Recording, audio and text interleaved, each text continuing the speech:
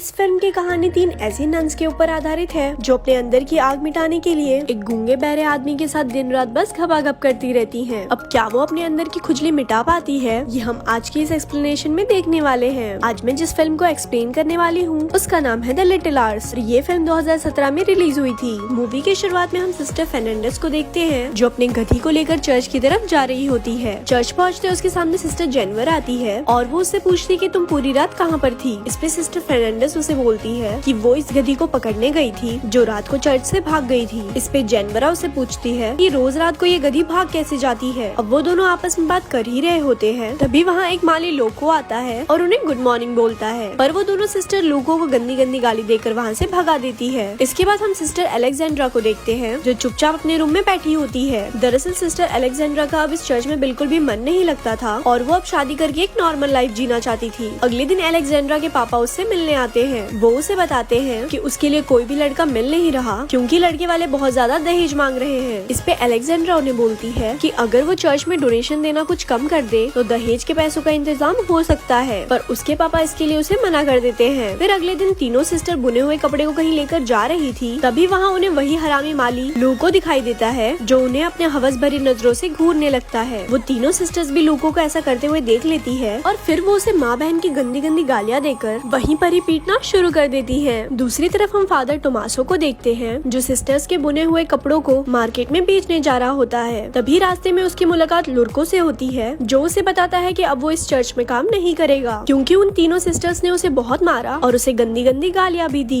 इस पे father Tommaso से रिक्वेस्ट करता है कि तुम प्लीज मत जाओ और आगे से ऐसा नहीं होगा, पर लुर्को उनकी कोई भी बात नहीं सुनता और वहाँ से चला जाता है। इसके बाद हम लॉर्ड ब्रूनो को देखते हैं जो अपनी वाइफ चूची बाई के साथ बैठ के डिनर कर रहा होता है। वो अपनी वाइफ को अपनी जीती हुई जंग की कहानियाँ बता रहा था और चूची बाई का ध्यान तो पास में खड़े नौकर ठोकुमल पे था। रात को चूची बाई और ठोकुमल पलंग तोड़ घपाघप करते हैं। घपाघप करने के बाद चूची बाई उसे बताती है कि ब्रूनो तो किसी भी काम का नहीं है क्योंकि उसका छोटा चेतन तो खड़ा ही नहीं हो पाता। अब वो दोनों अपनी ये बातें कर ही रहे होते हैं कि तभी वहाँ पे लॉर्ड ब्रूनो आ जाता है। अब इससे पहले कि वो ये देख पाता कि उसकी वाइफ के तबले कौन बजा रहा था, उससे पहले ही ठोकुमल वहाँ से कुत्ते की तरह भाग जाता है। फिर लॉर्ड ब्रूनो उसका पीछा करते हुए नौकरों के कमरे में आ जाता है जहाँ पे ठोकुमल सोने का नाटक करने लगता है। लॉर्ड ब्रूनो सभी नौकरों की छाती पे हाथ रखकर चेक करता है कि कौन अभी भाग कर आया है। तभी वो ठोकुमल की छाती पर हाथ रखता है और उसे पता चल जाता है कि साला नीच यही है जो उसकी वाइफ का गेम बजा के आया है। अब अंधेरा ज्यादा होने की वजह से लॉर्ड ब्रूनो उसकी शक्ल देख नहीं पाता है, इसीलिए वो ठोकुमल की चोटी काट देता है और बोलता है सुबह होते ही उसे पता चल जाएगा। तभी लॉर्ड ब्रूनो के जाते ही ठोकुमल उठता है और अपने सभी साथियों की चोटी काट देता है। फिर अगली सुबह जब लॉर्ड ब्रूनो उनके पास चेक करने के लिए आता है तब उसे पता चलता है कि ठोकुमल ने उसका पप्पू बना दिया है। कुछ देर बाद चूची बाई फिर से घपाघप करने के लिए ठोकुबाई के पास आती है और उसे कोने में दबोचकर उसके साथ खुले में ही चुम्मा चाटी करना शुरू कर देती है। अब उन दोनों की ये रास लीला ऊपर खड़ा हुआ लॉर्ड ब्रूनो भी देख रहा होता है और वो अपने सैनिकों को ठोकुमल की गोटियां काट के लाने को बोलता है। सैनिकों को आता हुआ देखकर ठोकुमल वहाँ से भाग जाता है और जंगल में जाकर छुप जाता है। जंगल में ठोकुमल फादर टोमासो को देखता है जो नशे में धुत होते हैं और उनके कपड़ों से भरी हुई गाड़ी भी पलट चुकी होती है। ठोकुमल ये देखकर फादर टोमासो के पास आता है और उनकी मदद करता है। फादर टोमासो ठोकुमल से काफी ज्यादा इम्प्रेस हो जाता है और वो उसे अपने साथ चर्च में ले जाता है। फिर रात को टोमासो ठोकुमल को समझाता है कि तुम यहाँ गूंगे और बहरे बनने का नाटक करना, नहीं तो यहाँ की सिस्टर्स तुम्हारा जीना हराम कर देगी। अगली सुबह फादर टोमासो ठोकुमल को सिस्टर मारिया से मिलाता है और उन्हें बोलता है कि ये यहाँ पर माली की जॉब कर सकता है। अब सिस्टर मारिया पहले तो उसे रखने से मना कर देती है, पर फादर टोमासो के इंसिस्ट करने पर वो मान जाती है। अगले दिन ठोकुमल चर्च में अपना काम कर रहा होता है, तभी वहाँ पर सिस्टर फर्नांडा आती है और वो ठोकुमल की गर्दन पर कुल्हाड़ी रखकर उससे पूछने लगती है कि तुम कौन हो।